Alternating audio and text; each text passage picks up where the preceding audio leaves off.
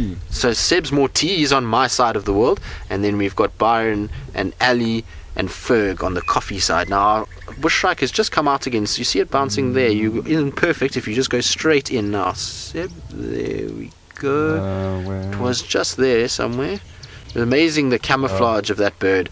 It's got this very green back that makes it quite tough to see, but there it is in the background on this sort of top right corner. There we go, straight into the left a little bit. There you can see its tail just sticking down, and there it's flown away.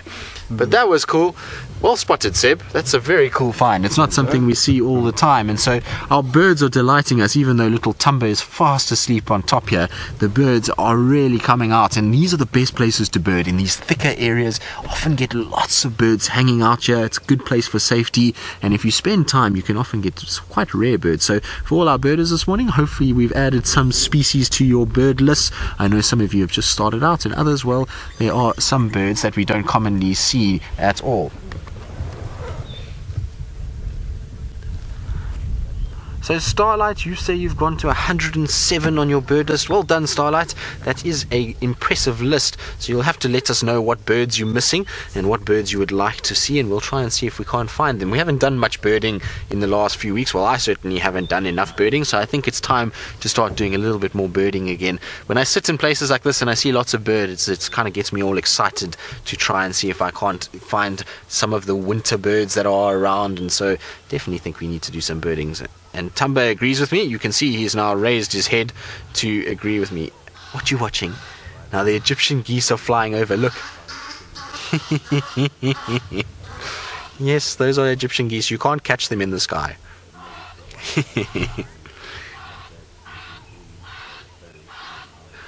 So Anna, you're wondering how common a green-eyed leopard is. Well, just hold on, the Egyptian geese are tormenting Tumber. I think he's wondering why is it that they can fly and I can't, because he's kind of looking as they go and squawk past him, almost as though he wants to chase them. Well, and green-eyed leopards are not as uncommon as you would think. We actually see a few of them, but they're not as common as the yellow or sort of brownish-eyed leopards that we do see from time to time. So it's a little bit more rare than those colors, but it's not the rarest color. The rarest colors that we see is normally blue. That's the color that most leopards don't have. There's very few of them that have proper blue eyes, like what Tiani's got, and Anderson's got very light colored eyes as well. So that's a little bit unusual. And then the most unusual of eyes in leopards is when they have two different colored eyes. Now, it does happen from time to time. There have been a lot of recorded cases, even here in the Sabi Sands, of leopards with one green, one brown, or one blue and one green.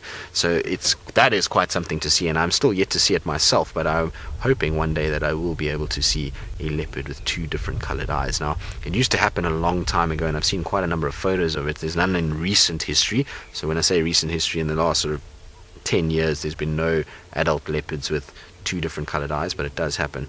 Are you going to go hunt some Egyptian geese? That would be fantastic if he decides to go down to the dam and start chasing some of the geese around. But he's definitely up and moving, which is good news for us. It means that we will continue our morning with Tumber. And you see, sometimes patience pays off when it comes to leopards in particular, and cats in general. A lot of the time we have this sort of instant gratification, and we want to be able to see an animal and know that it moves around straight away and does everything straight away. And so it's actually good sometimes just to spend a little bit of time in that area and spend time with the animal itself, and you'll be able to actually see some amazing things. The longer you spend with them, the more insights we get into their life. So spending time like this with little Tumber is not the worst thing in the world. But their camouflage astounds me. Seb and I were talking about it just now.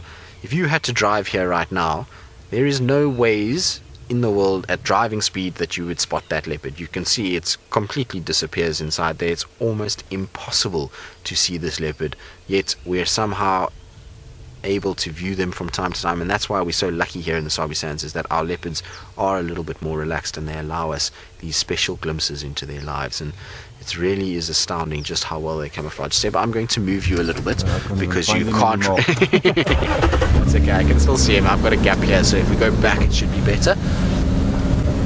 Now I'm going to try and just see if I can't put you a little bit in this gap here, Seb.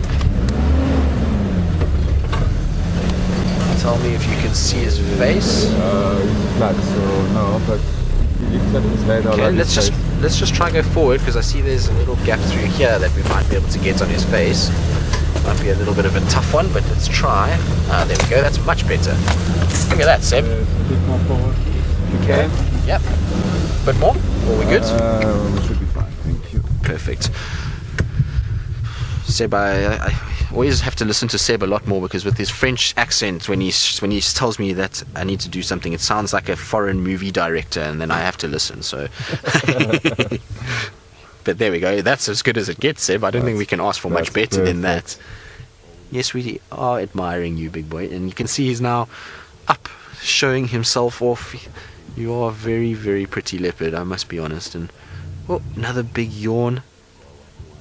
You can see how white those teeth are. It's also another way that you can age cats, is by the color of their teeth.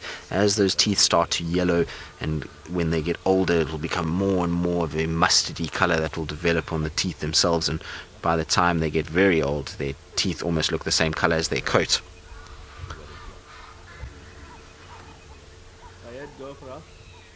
So MJ, you're wondering if Tumber is doing any hunting of his own on smaller animals. Well, MJ, I would imagine so. I would imagine he is definitely doing much like what Hosanna and Shongile were doing when they were still with Karula, and that is to be able to try and hunt as much as possible of smaller things. So he'll find that while he's sitting here, even when mom's away, if a dwarf mongoose comes past, or a lizard, or birds, or terrapins, that he's definitely going to be trying to do that. I haven't personally heard of him catching anything large yet, not like what we've heard with Hosanna and Shongile, but it's possible. You know, he's spent a lot of time in areas where we don't get to see him, and so it is very possible that he has caught things on his own already that we just don't know about. And hopefully now they're here in this area, and I hope we're going to spend a lot more time with them, then we'll see if he starts to hunt for himself. I would imagine that most definitely is a situation that he is hunting for himself at the moment.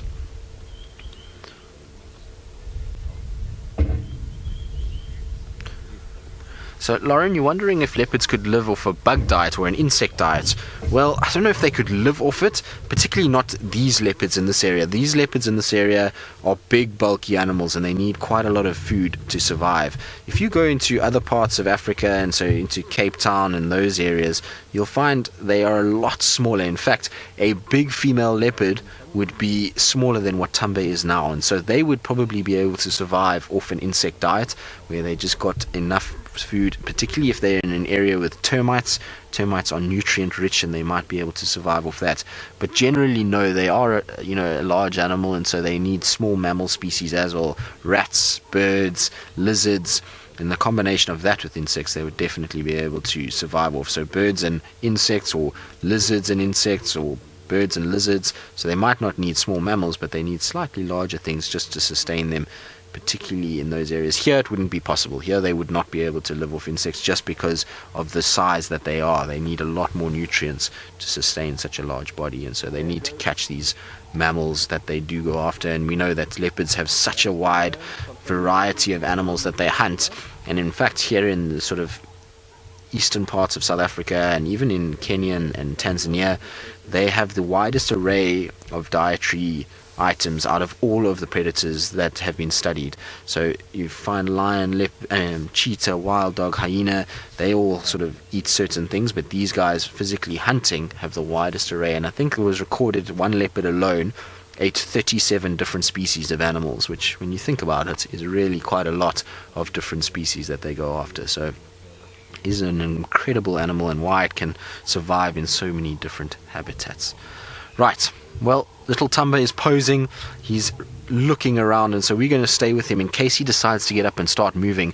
Where he's looking at the moment is up towards quarantine, and we know at this time of the morning often things like impala will come down to come and drink. So I think he's maybe watching something in the distance, and so we're going to stay with him while he hunts. And while we do that, let's go across to Ali and see what she's up to and where she's gotten. And I must be honest, I'm a little bit jealous of her squirrel sighting because it sounded fantastic.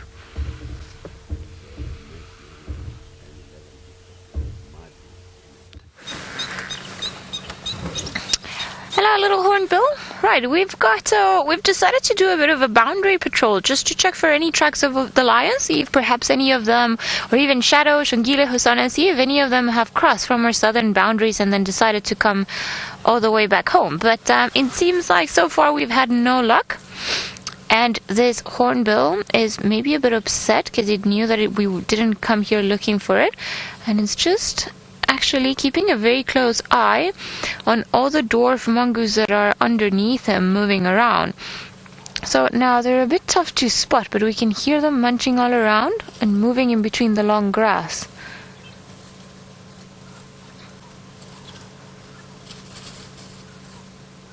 So many of them.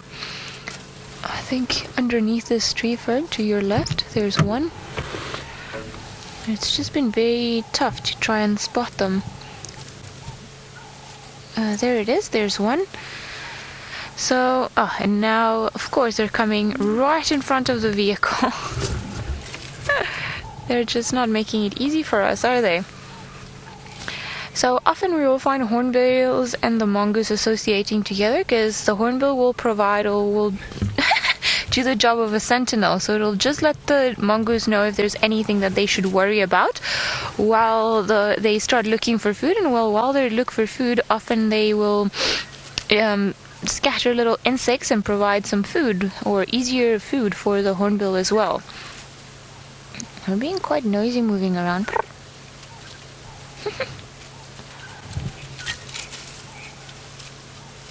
I'm sure you guys can hear the grass just moving around and all of them making all of their funny noises. We can't really see them. We catch glimpses of them moving around every now and again. Oh, I think there they are, Ferg, in front of us again. Or have you got one there? Oh, okay. Sorry, I can't even see it. Oh, yeah, I see it now. I see the movement. There we go. There's another one. Desperately looking for their breakfast, aren't they? Ellie, this is the most challenging Sorry? challenging sighting you've ever put me in. I'm sorry. You said you wanted to be creative and wanted something to make you work for it, so there we go. We'll see how you like Dwarf Mongoose after this drive. Here's a drongo that's also come to join the party. Very beautiful. So the drongo, pretty much the same as the hornbill, waiting for the little insects to come out.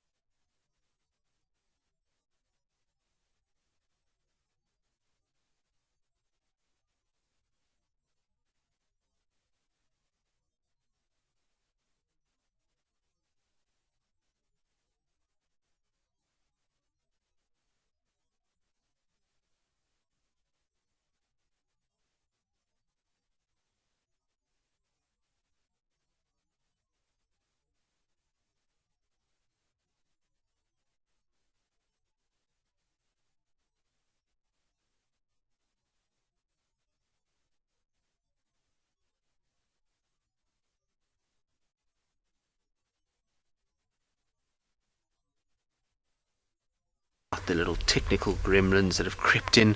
I know we've had a few issues with and he seems to have spotted something because he's going into almost stalk mode, and I wonder if there isn't something that he's busy trying to hunt at the moment. He keeps kind of moving along and he's going up on these termite mounds and he's checking all over the place and then walking sort of towards the dam wall. So I don't know if he's spotted something that is somewhere close to the dam wall. Now I see what he's spotted. He's spotted a hippo. Can you see it on the top there, Seb?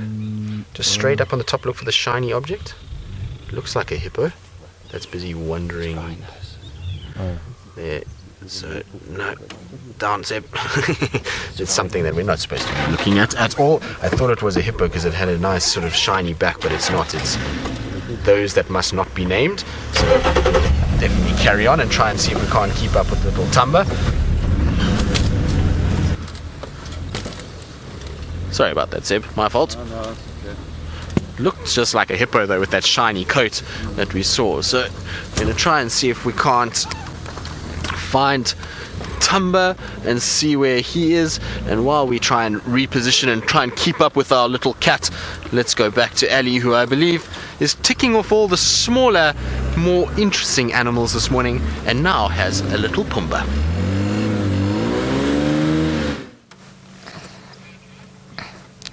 We've had a fantastic morning stopping for all the smaller things, which is my favorite type of morning, and now we are looking at a sounder of Warthog.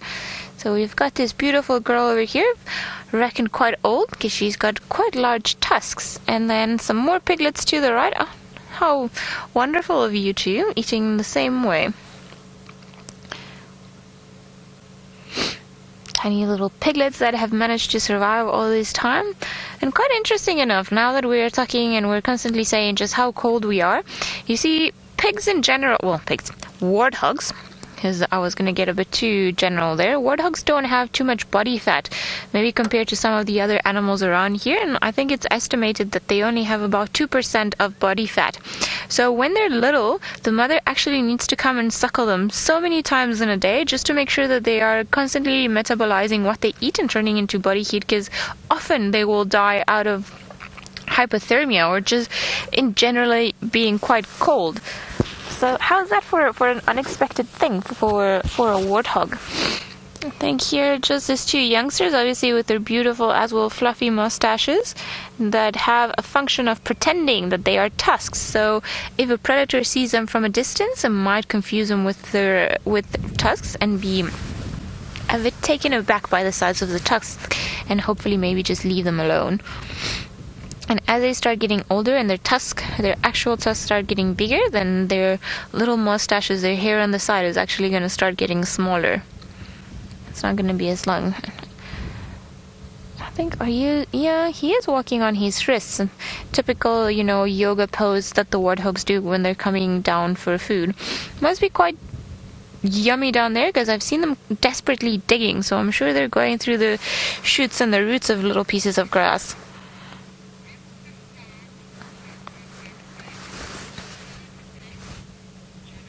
Juniper, you're wondering if the sound that the warthogs make, if it's similar to pigs. Yeah, it's pretty similar, just in the way that they grunt and they squeal.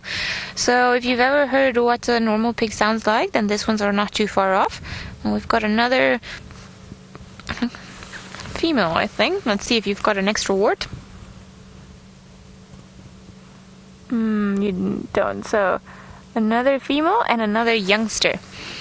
So a good way of finding out if it's a female or a male, normally the males have an extra set of warts to protect their face, and they have an extra wart because when they fight for breeding rights, then they have an extra layer of protection in their face. This is quite an old one. I mean, look at the size of those tusks. That's quite impressive of her.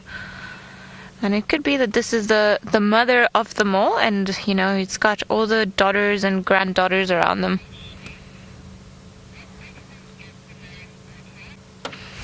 Rajni, you're wondering why they get the name warthog. Well, it's because of those warts on the sides of their face. So if you look at its eye, you see that there's a protuberance, like a bit of skin sticking out just to the right of its eye. And they often also have them close to their mouth, close to their nose. So they are called warthogs because they are hogs, so a species of wild pig, if I can put it in a very general term.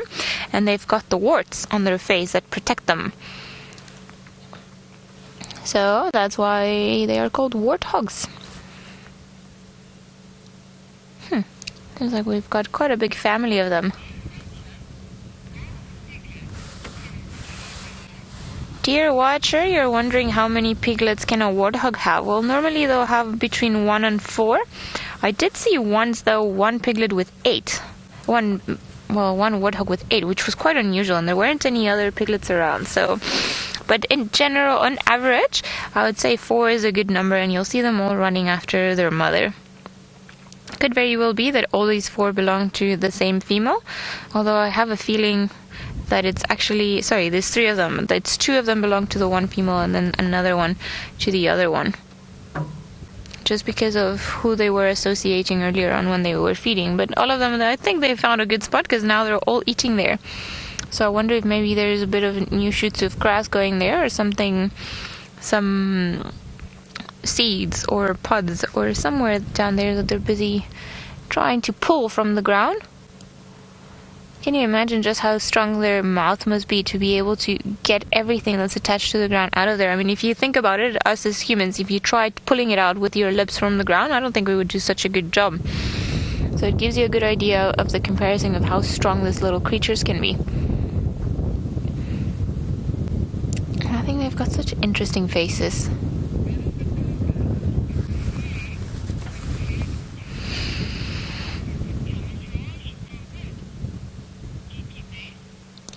Nikki Bears here wondering what the purpose of the hair on their back is. So it is for camouflage, as you were also suggesting. When they go into the deep, longer grass, it allows them to blend in better. It allows them to blend in a little bit better, but also it's quite important for the grooming system, or for just to keep good social bonds. So often you will see the males, when they're trying to mate with the females, will start grooming their hair, or the mothers and the youngsters, just as a way of keeping good social relationships. And for the males, when they get stressed, or when they're trying to advertise how big they are to another male, or just impress them and force them into submission, sometimes they will raise their hair to make themselves look bigger too. So this serves a bit of a dual purpose. Pretty little things, these warthogs, moving around all over the place. And it's funny because we find them around this area often, but every time that I've come to try and see them, then they are gone somewhere else. Maybe they go back into the bushes, and I think they've been taking advantage of the fact that the wind hasn't been blowing too hard until now. So it's perfect for them to start moving around, and now that the wind is blowing, that's maybe why Thumba's now decided to get up and go and maybe try his luck. So it's interesting to see how the same conditions affect different species differently. And those are quite massive tusks. I don't think I would like to be faced against them.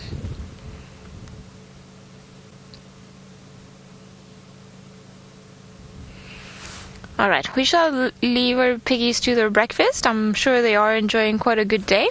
And we'll carry on, perhaps go and check some of the dams, see if anyone has come down for a drink. And move on we shall. Well, little ones, thanks for being so friendly and sticking around for us.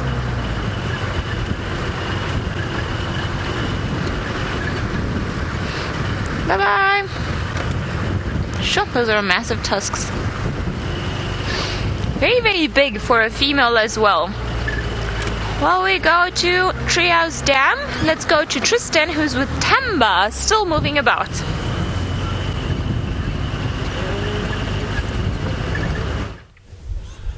Well, little Tumber is walking, but he's being shouted at by squirrels, and so he's now slinking off, I think, back into his drainage section. So what I'm going to try to do is just reposition us slightly. Seb, I'm just going to go back, if that's okay, and try to get round him. But he's watching the impalas that are off in the distance. You can see them kind of opposite us in that open section that is close to the dam, and so he's just watching them, and you can see how he slinks. He uses his floating collarbones to be able to get low down and to be able to then walk without being seen. So really cool to see. Now I'm going to try and just get around him. He is so pretty. Hey boy. Now hopefully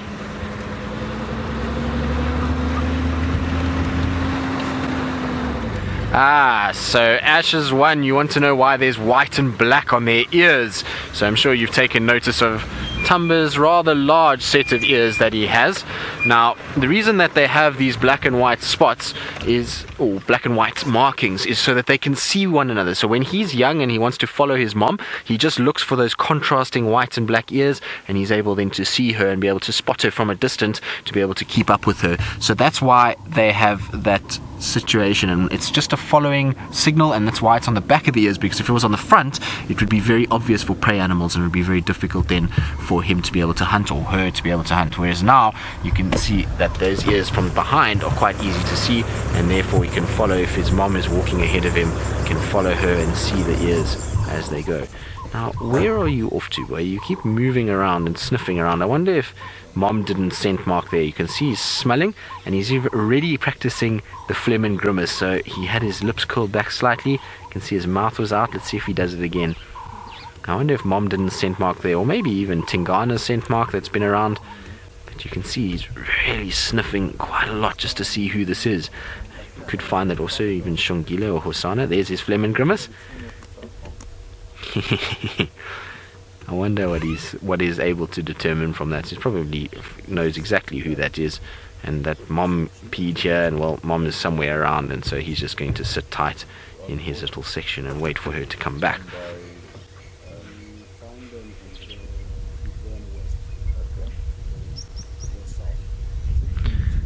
So Michael, you're asking how long I think Thamba will stay with Thandi. Michael, I honestly don't know. It's such a difficult thing to work out, and it's never the same. Doesn't matter which female I've followed, they've always have different sort of time frames that they let their cubs go. It's not always the same situation, and so difficult to say, but I would imagine probably within the next year. So in 6 months to a year's time, I would imagine that would be about right for him. You know, she's still very much looking after him. We see her coming into this, taking him most days, walking around, so she's very much still looking after him and very much involved with his life. But if she did have to leave him fairly shortly, we know that from Hosana and Shongile that they're able to survive already at this age. So either way, he's gotten that start in life, and he's now able to fend for himself at a full moment, and because, well, mom is still providing, so no need to really try and do too much just yet. But he doesn't seem to be nearly as sort of wanting of hunting as Hosana is. Even when Hosana was still with Kruger, we saw that he would go off and chase things, and even Shongile, whereas he seems to be a little bit less prone to that idea. He's far more of a mommy's boy, which is exactly like her first son, Wabiyiza. He was terrible with hunting for the first little bit. He used to just wait for mom to do it all and never really tried much until he was pushed out by her, and then eventually he got it right and started to do just fine. But he was also a very pretty cat, and I was saying earlier that they actually remind me of one another, and I'll show you now what I mean.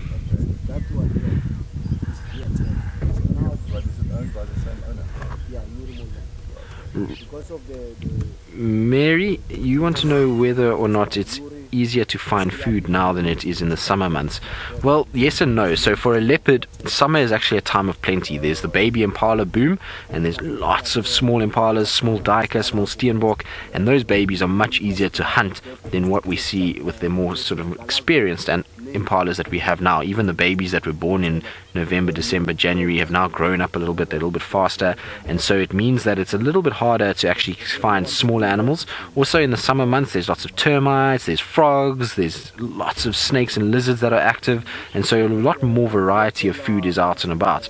The thing is, though, is in winter is that the animals congregate into smaller areas. So in summer they're far more spread out. In winter they congregate around water, so finding prey is a lot easier, and also as winter goes on, so the animals start to weaken. This time of the year, the leopards are taking advantage of the fact that the impalas are rutting, and that's why we have a situation that they'll be successful now, and so they use that fact that the males are a little bit weakened to then hunt. So it just depends on the time of the year with that regards, but that's how it all works. And so there's no real time of the year that is more successful than other times. It's just that they'll take advantage of the fact that they can hunt the babies in the summer months, whereas now they've got to focus their attention on bigger animals, which is not always as easy. Now you can see he's just on the top watching the impalas, and I was talking just now about how he looks very similar to Thandi's first son. So I've got a picture of him here, Seb, if you want to just quickly show. So also a trait of her sons is these big ears and big eyes. So if you have a look at Wabiyiza, now I'm just going to try and touch there we go. So that was what Wabiyiza looked like at a similar sort of age. This was at about a year old.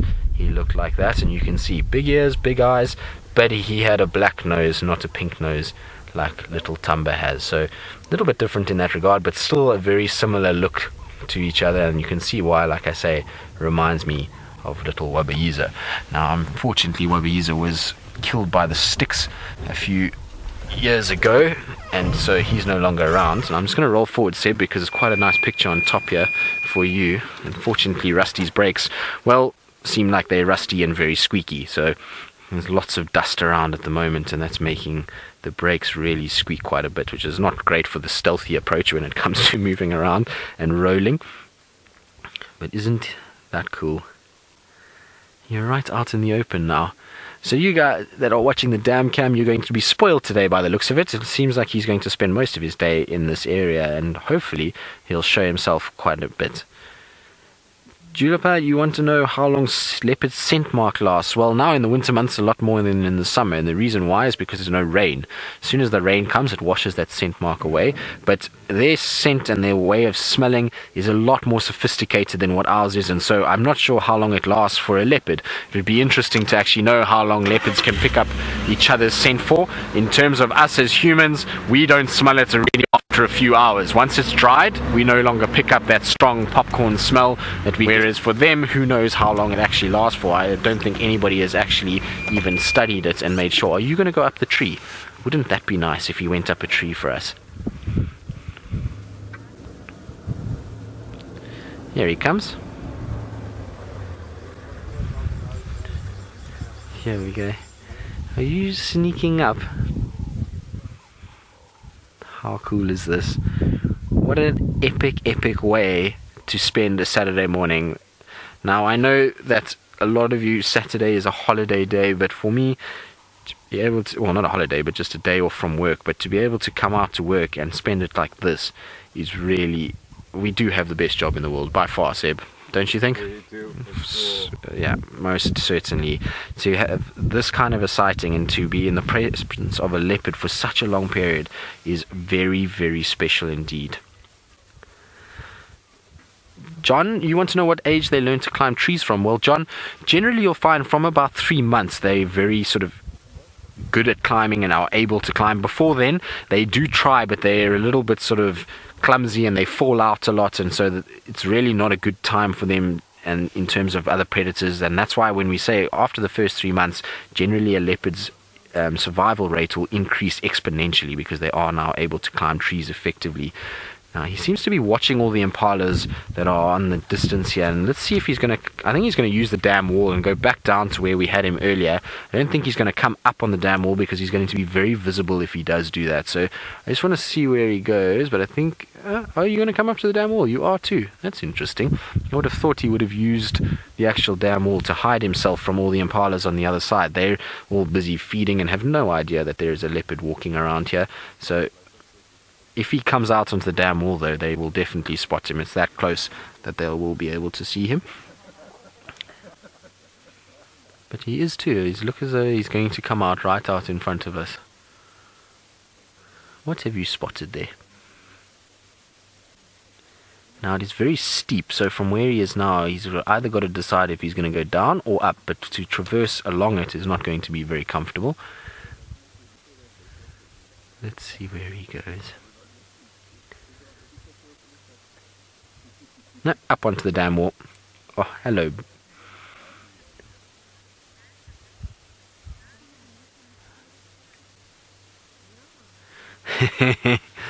So Andy and Julia from Los Angeles. Hello Andy and Julia. You want to know whether or not leopards scent marking has ruined my taste for popcorn? Well, no, not at all. I still like popcorn, and well, it's just that much better when you drive along and you can smell it in the bush and you know that a leopard's close. So popcorn is not only tasty, but it also now has that connotation that a leopard might be nearby, which is always a good thing. So it in fact has actually made it even better for me. What about you, Seb? You still like popcorn? I love popcorn. There we go. No, hasn't ruined either of our love for popcorn, so all good at this stage. Come on, little boy. Are you a bit nervous of coming out into the open? This is so cool. I'm so happy that they're up in this area. It just makes me happy that they're spending time close to camp and that we have the leopard close by and near to the camp, which is always good. It means that our leopard sighting certainly should be very good. And hopefully Tandy sticks around in this area as well. Look at him just creeping along. Look at the size of those paws as well. Massive.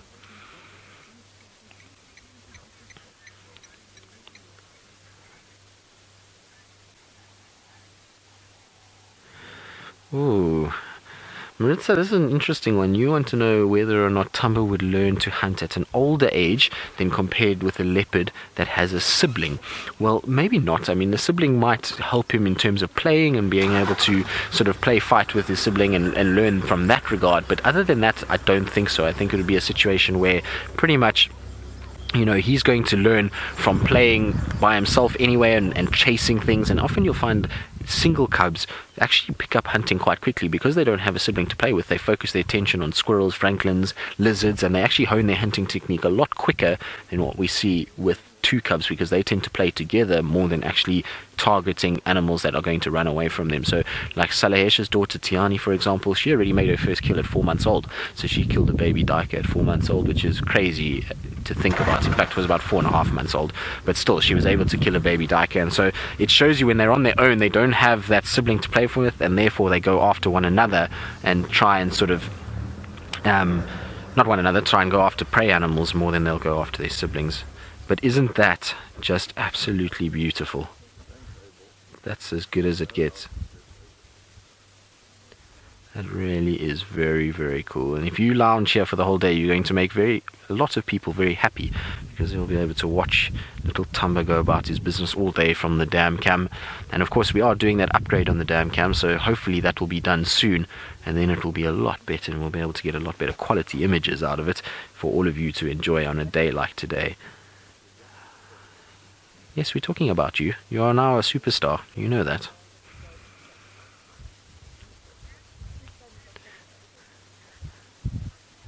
Now, we're sitting at Gari Dam with our beautiful leopard and some impala in the distance. I believe Ali's had the same idea and made her way towards the dam, but she has something slightly different to show you.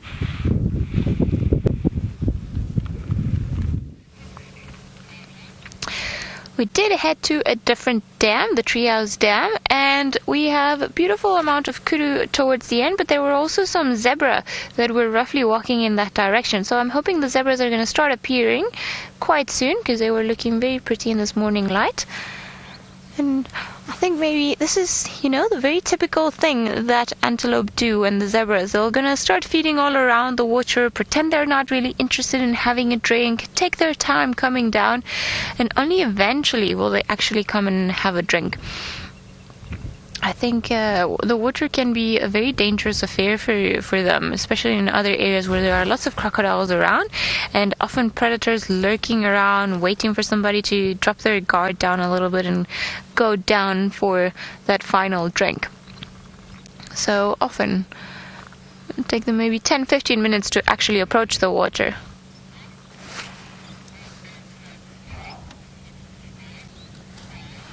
Brad, you're wondering how good the antelope's sense of hearing and smelling are. They are very good, and it depends on weather conditions and the area that they're in, but they normally can hear far better and smell far better than what we can. So things that pretty much don't even exist to us, that don't even come into our attention, I'm sure they can smell them and decipher exactly what's been happening and who's been around. Same with their hearing, very big, much bigger ears than ours in general, all of the antelope, and they can hear for greater distances. Also, I think they are a bit more in fine tune with the environment than what we are, just because they spend all their time here and they've got to rely on themselves and the accuracy of all their senses to prevent themselves from getting eaten at any point. I think the zebras are being quite shy.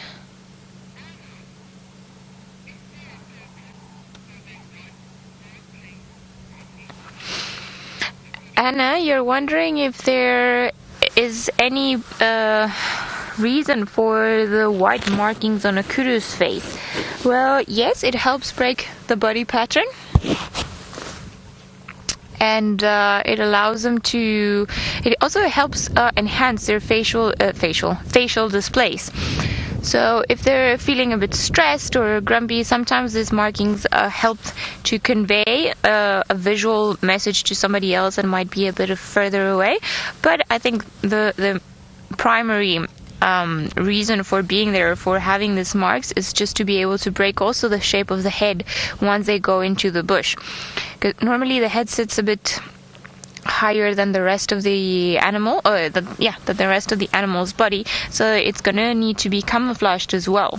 And those are the same markings that are on the sides of the body, and you see that the legs are also a bit of a different color. All of them have the function of seeming light fading through the bushes when the animal stands in very thick vegetation, so that you can't really see it, and if you look past very quickly, all you might be able to see is just something else that you think it's part of a tree, but it's not really.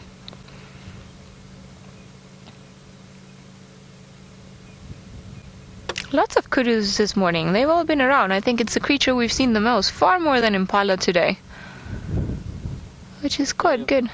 Yeah, the day of the kudu. Funny enough, or interestingly enough, I was reading yesterday a bit more about kudu. And it was thanks to Kudu at the beginning of the 20th century how they discovered that plants and leaves put out tannins to prevent themselves from being overbrowsed by creatures. So it was actually a study carried out by the University of Pretoria, where they started seeing a lot of kudus dying with full stomachs, and they couldn't quite understand why they were dying if there was food available to them. And then as they carried on with their research, they eventually found out that, yes, there was food available, but there wasn't that much food. So the kudus were forced to browse on the same trees for too long.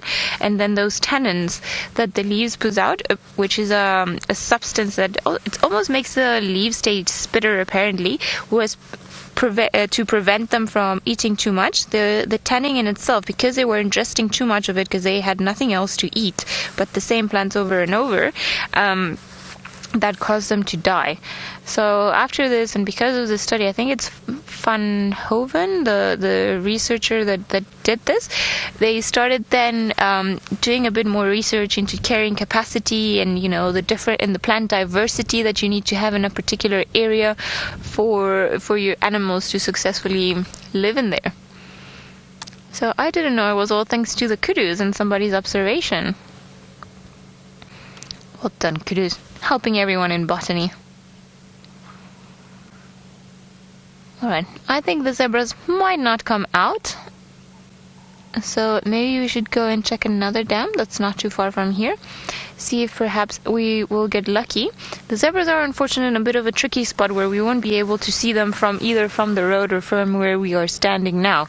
So I think maybe if we go and then come back, maybe that would have given them enough time to come back. But while we do that, let's go over to Tristan, who's on the move with Thamba again.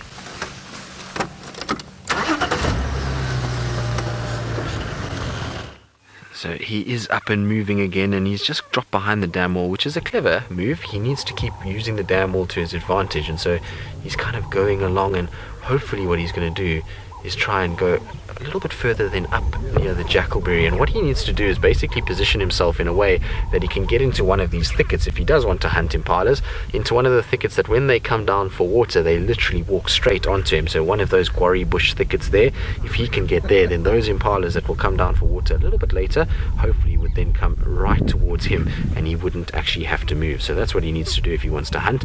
And these are all things that he'll learn as he spends time on his own like this and gets these opportunities. So he's going to start thinking about it. You can see he's just tucked in behind the tree there, so that's where that little whitetail is. I think he's decided that's where he's going to rest for now. So what we should do, Seb, let's go round and see. Just trying to see if there's a way that we can get down to where he is at this stage.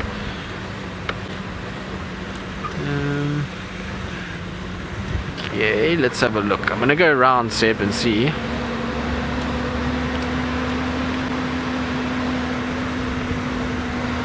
So Carl, you're wondering if Tumber would hunt a terrapin. Well, yes, he would. In fact, I think he has been seen with a terrapin. I remember somebody telling me the other day that they were watching him, and I think he had grabbed a terrapin. So he will indeed grab terrapins, much like Hosana and Shongile have done. He'll also go after the monitor lizards, like little Shongile did as well. So it will be one of those situations where he'll utilize his environment as best he can, and any of those animals are all on a leopard's diet. So he'll definitely try and hunt. And so today might be a really interesting day at the dam. You never know. We'll be sort of get a sneak peek into Tumber's life and what he likes to hunt. We know that with Shongile, she was a queen at going after the terrapins. Hosana tended to try, but he was more interested in the bigger animals. So just goes to show they all have their own preferences and their own techniques when it comes to hunting. Now we're gonna we good? Maybe not. Let me just lift it up. So we're just trying to get our aerial through because I don't want to damage the aerial in any way. Wait.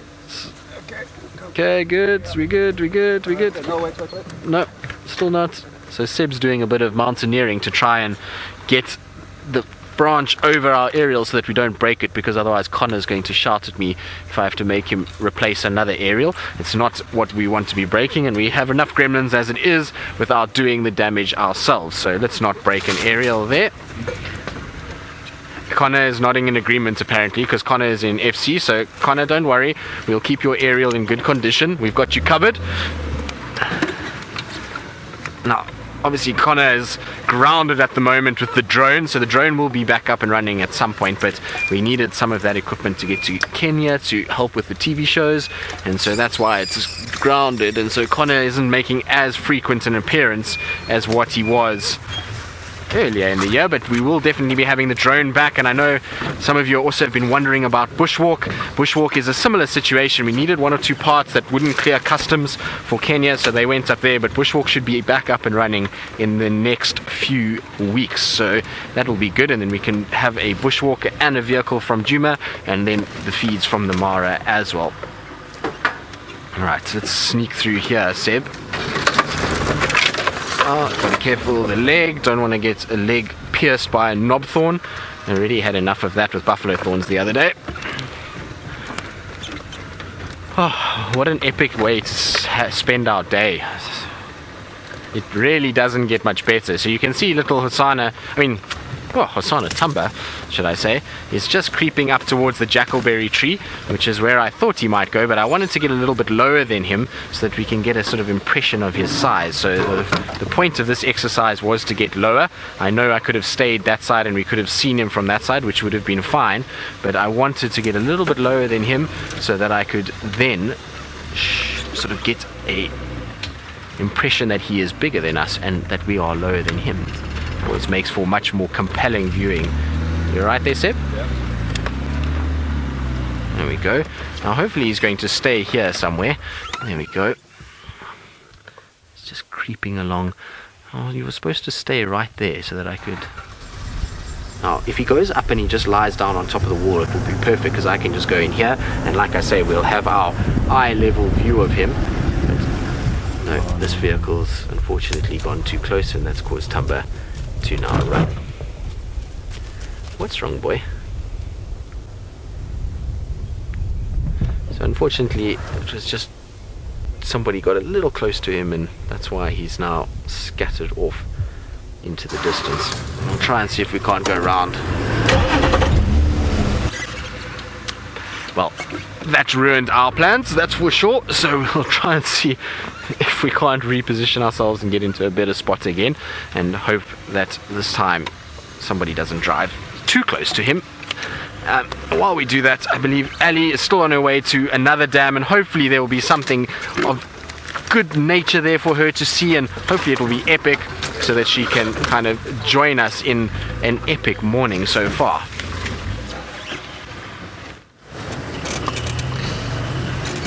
Right, we are almost at Twin Dams. Just a bit of bumpiness on the road, but hopefully there will be something there.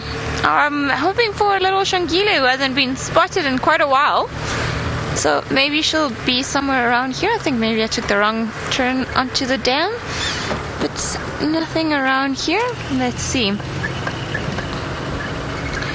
Seems like there haven't even been too many leopard tracks going around. We've actually got a spider web on top of me.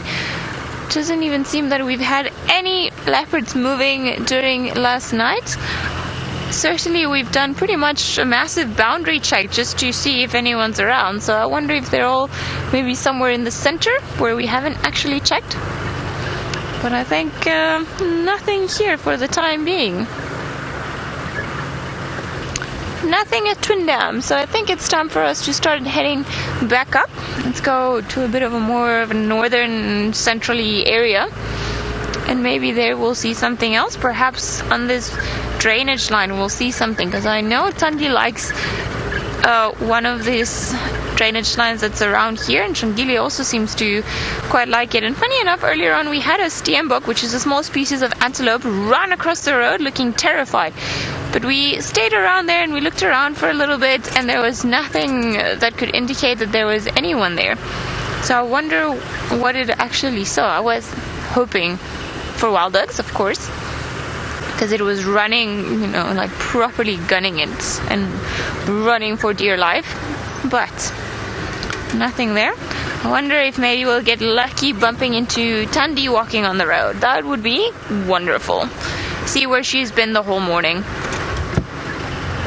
I'm sure she's been busy trying to provide food for her young cub, who seems to have the biggest feet of them all. It's always funny in those photos. It's big ears and big feet. He's got to grow up still to fill them in. His body's not as big as what he's going to be just yet.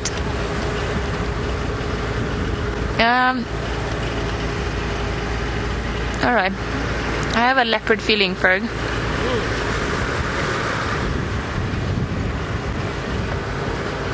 Linda, you're wondering where the elephants are. I'm not sure. I've also been hoping to see elephants the whole morning, but plenty of tracks on the road, but they all seem to head or either into the thickets or into other properties. So hopefully around here we'll be able to see one or two of them. That would be quite nice. But nothing here.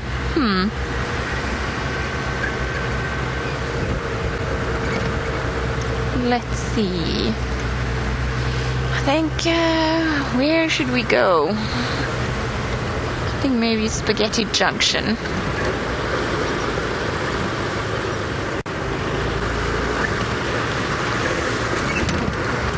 Lara Moore, you're wondering which animal I relate to the most. I'm not sure. That's actually a very good and interesting question. I think maybe lions, but not because I consider myself to be particularly strong, although it seems like I do have a mane that needs some cutting sometime soon. But because of their social structure. So I grew up in a Venezuelan/Latvian/Italian family, and pretty much the epicenter of my life growing up was all my brothers and all my cousins and my mom's cousins and my dad's family. So we grew up as a very big coalition, so we're very fierce in the terms that we might fight each other and we might just hurt each other at times, but if anyone dares touch one of us from the outside, then stuff gets serious. It sounds like Safari Live Team, says Ferg.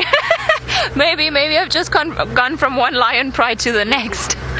So I think maybe a lion is the animal that I can relate the most, just in terms of their social structure and what they seem to get up to. I think that would be it. Don't consider myself a particularly solitary animal. I like having people's company.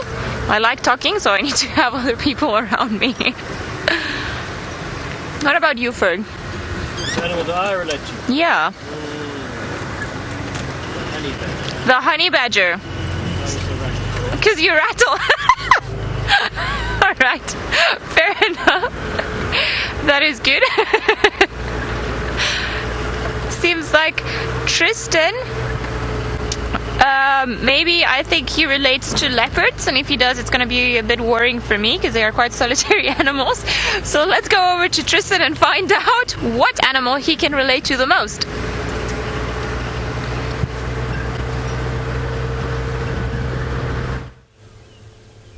Well, I've been through this before, Ali, actually, but I always think that I don't know if I relate to it, but I would like to think that's a little bit like a big bull elephant. I kind of just roam around and do my thing, and I like to have company every now and then, but not all the time, and just take it very easy and super chilled. And so that's what I would want to be.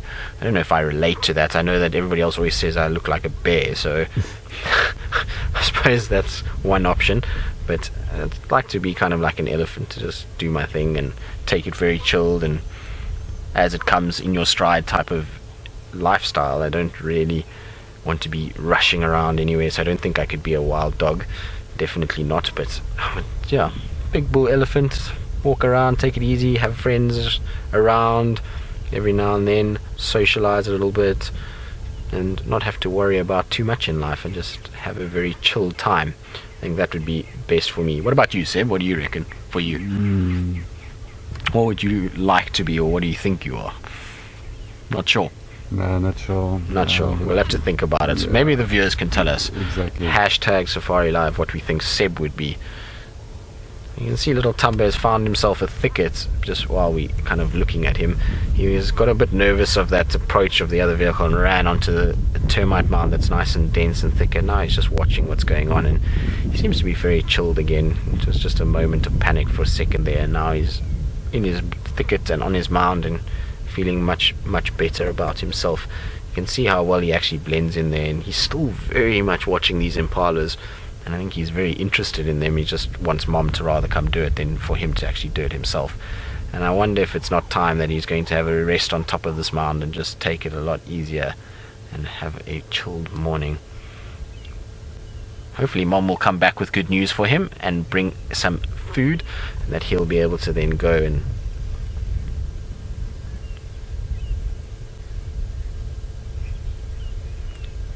so Mita, who's 8 years old, hello Mita, you want to know why all cats have a hole in their ears, at the end of their ears. Now I'm not sure what you're talking about, because this little man here has got pretty complete ears. There's no hole that I can see, but if you're talking about where the actual ear goes into the head, well, that hole is because that's where the eardrum is. So like our ears, we have a little outer piece, and then there's a hole and it goes inside, and that's where all the sound is actually done. So there is moving parts inside there that take vibrations and turn them into sounds that we hear. So that's what it is, and it's the same with the leopard, is that they have that section inside there. That's where they're able to process the vibrations that they're getting and be able to then analyze the sound and make sure it's something that they can hear and differentiate or make a difference between what sounds they are hearing. So that's why it's like that. But maybe there's another hole that I've missed that you're talking about, but I can't see anything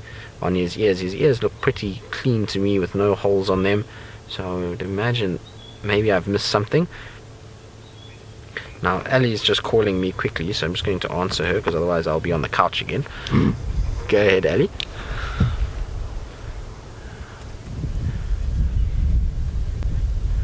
Affirmative, we are at Gari Dam at the dam wall.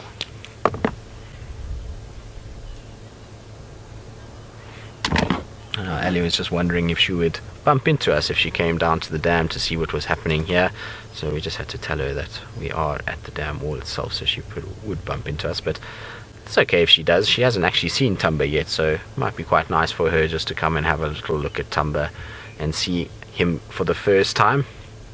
But look how beautiful he is, and those spots, just amazing. You can see now why it works. Look at the dappled light that you've got coming through this tree. So you've got little bits of white and dark and shade and light, and so those spotted patterns of lighter fur and dark fur means that he blends in incredibly well on top of this mountain and in these thickets. And it's why leopards like terrain like this, where they can get into thickets and shaded areas and then try and hide away and be able to spend time being elusive and shy, and use that then to their advantage to be able to hunt. So perfect camouflage for the areas that they like to spend time in.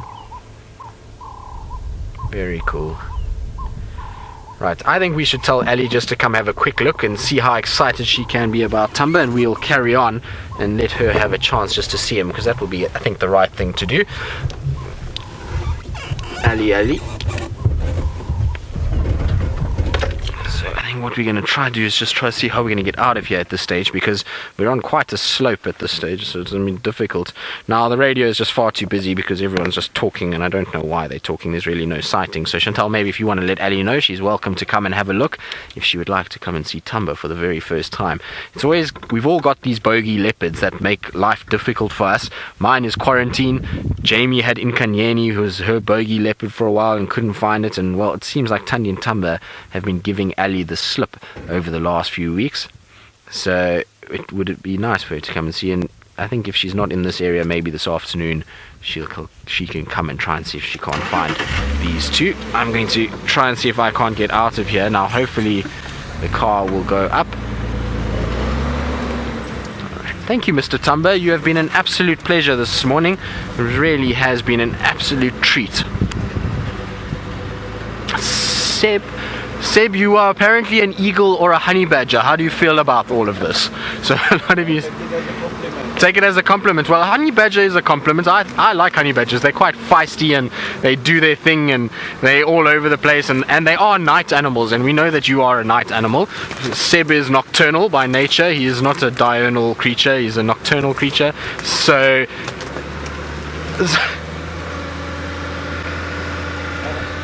Seba, you say a vulture because you can see animals from far away. Well, that's a big compliment, Seb. It's always nice when somebody gives you that kind of a compliment. Now, just got to get rid of some of the Tumberti leaves because I don't really feel like being covered in latex and then having to deal with that at a later stage. But it is amazing, Seb, how lucky are we that we came along here and we were able to spot Tumber, because if you look where he is now, it is quite difficult to actually see him. He's just on top here and he's in this thicket, and while you probably would be able to see him, it might be one of those situations where you would just drive straight past him. So he's in there you can see his little tail sticking out, but he was lying right out in the open for us, which really made it a lot easier for us to find it. And Seb and I were talking about just how it's right time, right place, and luck is such a huge part of what we do, because I could have turned down a different road. We might not have come down here as he was lying in the open. He could have been in one of the thickets and we had driven right past, no tracks, and it would have been very difficult to actually find him. So it just goes to show a bit of luck, a bit of right time, a bit of right place, and well, a positive attitude. Seb, we said we were going to have a good morning, didn't we? And so this is what has come out of it, which I am very grateful for. Alright, well, we're going to move out and hopefully Ali will be able to find little Tumber if she does come past here, because he is not too badly hidden. And while we do that, let's go across to her and see where she is and whether or not she's close by, so that I can give her directions.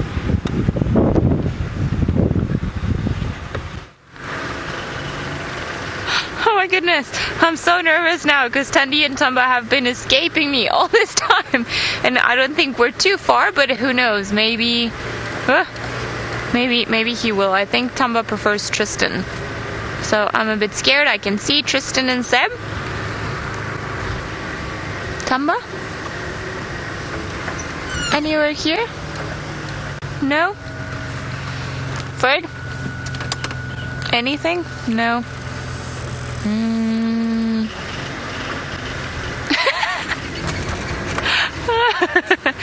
He definitely doesn't like my company too much.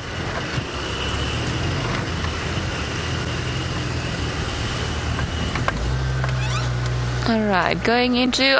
I see the spots! Yes! Yes! Oh my goodness. Thank you, guys! Well, that was very nice of them. You see, we are like a big lion family. We can fight, but we will always help each other out. So I'm very excited because I haven't met Thamba until now. And he is just down in here. So very kind of Tristan and Seb of letting us come and have a look. And just put an end to this mystery. My goodness, you are a stunning creature, aren't you? Wow. He is so dark compared to some of the other leopards that I've seen around here. Well, hello, boy. Awesome to meet you at last. You and your mother have been quite elusive to me. Oh, I think I'm gonna have to make a very nice cake for Tristan and Seb just for letting us come and have a look and see that Thamba is actually a real leopard. I've spent so much time trying to look for him in Tandy and I've gotten nowhere. And here they've been all along, or well, here he has been. I'm sure Tandy's busy somewhere else, maybe trying to procure a meal for them both. And this is quite further into Karula's territory, so I wonder if maybe they're gonna start if we're gonna start seeing them around here a bit more. Wonderful. Oh,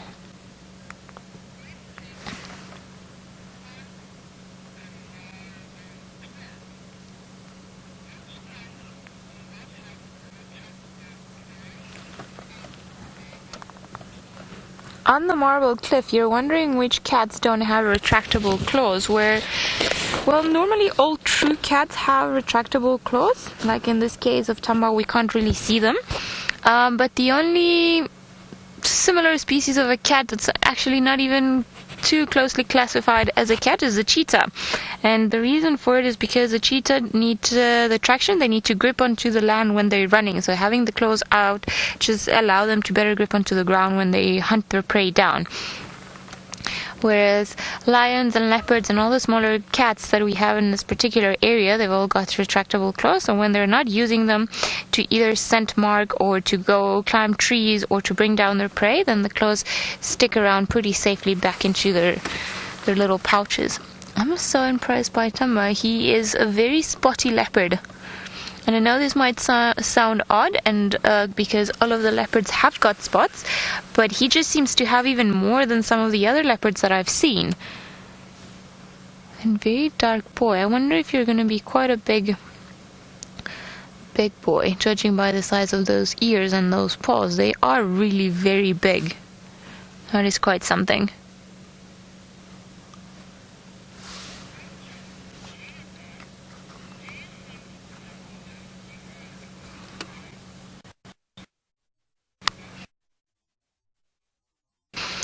Likely he can pick up that there's a bit of a different scent, because there will be my smell plus Ferg's smell all together.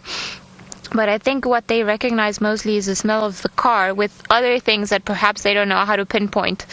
Because there will be the engine fluid and the steering fluid and the brakes and the carbon dioxide that we put out. So I'm sure he can relate to the fact that there's a human thing, rock, car, creature moving close to it that doesn't really do anything other than come around and make a bit of noise. But I don't think he can tell that I'm a completely different person than to the two that were before watching him. He is quite a stunning creature. Bless you, Ferd. And the ears are also so big. I think maybe some of the bigger males around here might have some competition once you start growing, and I wonder if maybe this is part of Tandy's plan, just to bring him to an area from all of the other epicenters of maybe some other territories. But then you see if maybe we can have a bit of a better look and enjoy the company of this ghost that I've been chasing this whole week and haven't managed to see until now. But let's go over to Tristan and see what small thing he's managed to find this morning. Well, we had another cheeky little predator that unfortunately has just jumped into the grass, but it was a red-billed hornbill, and we know that they're just as cheeky as what Thamba is. Now, the problem with finding Thamba as close as we did is that the wafting of bacon and smells of coffee and tea have wafted across to us, and so we really are so close that we can taste the bacon at this stage. So we're just on quarantine now, seeing if there was anything around here and any signs of animals. Now our hornbill has just flown. Can't speak this morning. It's really gotten a bit pear-shaped in terms of the speech department, so hopefully our hornbill will... No, it's not going to stay. Well, it's not gone too far either. Oh, and there's a nice lilac-breasted roller that flew away. It's just the bright blue wings that disappeared into the distance there. But there is our hornbill. And like I said, these guys are quite cheeky as well. They remind me a little bit of little Tumber in that they always bouncing around, eyes are everywhere, and they seem to kind of go after anything that moves. So Maybe Tumber was a hornbill in his previous life, or maybe not. Actually, he's a little bit too big for that, and slightly more pretty, I would say, than hornbills are. And we can see this is the red-billed one. It's quite obvious with that big red beak, and in fact, actually, the yellow-bills have far bigger beaks than what the red-bills do, and are slightly bulkier as well. But off it goes, and these guys will spend quite a bit of time in these open clearings because it's a great place for them to hunt. They'll be able to see a lot of insects from here, and will be able to then find the food that they need. So often find hornbills in open clearing areas and around lodges as well, where there's food items that they can get. Now we're going to carry on and try and get towards bacon. Seb and I have definitely decided it's that time, so we're going to send you back to Ali so you can get one last glimpse of Tumber, and we'll see you all this afternoon. Well, Thamba has also decided that the day is done, the morning is done. He's been posing so beautifully for everyone for pretty much the whole morning that maybe it's time for him to have a bit of a good sleep. Now, I wonder if Tristan was actually nice enough to let me come and have a look, or if he wants to get to the bacon before we do. I think I'm going to have to speak to him about this whole thing. Oh, annoying flies all around poor Thamba. It's incredible just how well he's been hiding, and I'm sure these last few days that we've been looking for him desperately, he's just been looking at me all along and laughing at the fact that I couldn't spot him in the bushes. But what a wonderful creature that has allowed us to be around him the whole morning and so close to home, which is great. I really do hope that they stick around, because I mean it would be nice to be able to find them a bit more often. There's a squirrel alarming in the distance. That's what's gotten him up. And I wonder if perhaps Tandy is on her way. Definitely got his attention. I don't think that squirrel was looking at Thamba in particular, but perhaps, like I said, maybe Tandy's come back, which would be quite interesting to see. But if not, I think it's been a very wonderful morning with all the little things that we've been able to see today, and all the trees and the beautiful lights and the kudus and the squirrels, and then of course just having this beautiful presence of Thamba looking at us or moving around. He's put on quite a show this morning, and I think we've got to be very grateful for that.